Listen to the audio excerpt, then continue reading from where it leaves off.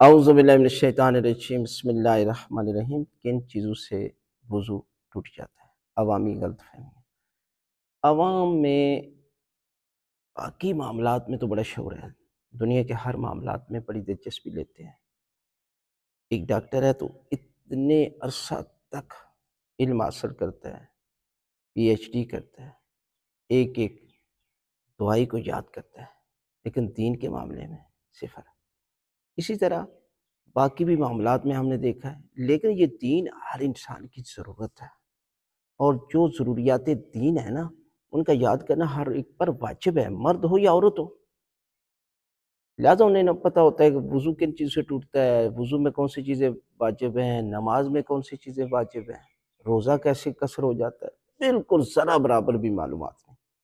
اور اس کا نتیجہ یہ نکلتا ہے کہ آپ کی کوئی عبادت وہ اس معرفت کی بلندی تک نہیں پہنچتی کہ جس کی وجہ سے وہ نماز یا روزہ کہ جس کے ذریعے انسان کے اندر تقویٰ پیدا ہو، انسان کے اندر یاد خدا پیدا ہو۔ ایک عادت کے طور پر کرتے رہتے ہیں، جیسے عزاداری ہوتی ہے، محرم آتا ہے، سفر آتا ہے، لوگ 2 مہینے 8 دن تک عزاداری میں جاتے آتے رہتے ہیں، لیکن جب وقت گزر جاتا ہے تو جو ذرا برابر بھی ان کے اندر کہتے ہیں نا کہ اللہ کی طرف ان کا ایک قدم بھی بڑھا ہوا، بالکل اسی جیسے تھے ویسے کے ویسے۔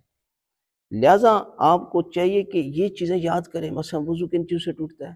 پیشاب ہے، بہانا ہے، ری کا خارج ہو جانا، نیند ہے، اور اس کے بعد مست ہو جانا، بے ہوش ہو جانا، اس کے بعد ہر وہ کام جس کی وجہ سے غسل واجب ہو جاتا ہے، میاں بیویاں بستری کرتے ہیں، یا عورت نے وضو کیا حیض آ گیا، یا منی خارج ہوگی نوجوان کی، تو یہ ان چیزوں سے کیا ہوتا ہے؟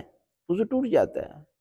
لوگوں نے تو ایسی ایسی چیزیں بنائی ہوئی ہیں کہ وضو جی یہ چیز کرنے سے وضو ٹوٹ جاتا ہے، یہ چیز، حالانکہ وہ مبطلات وضو ہے ہی نہیں ہے۔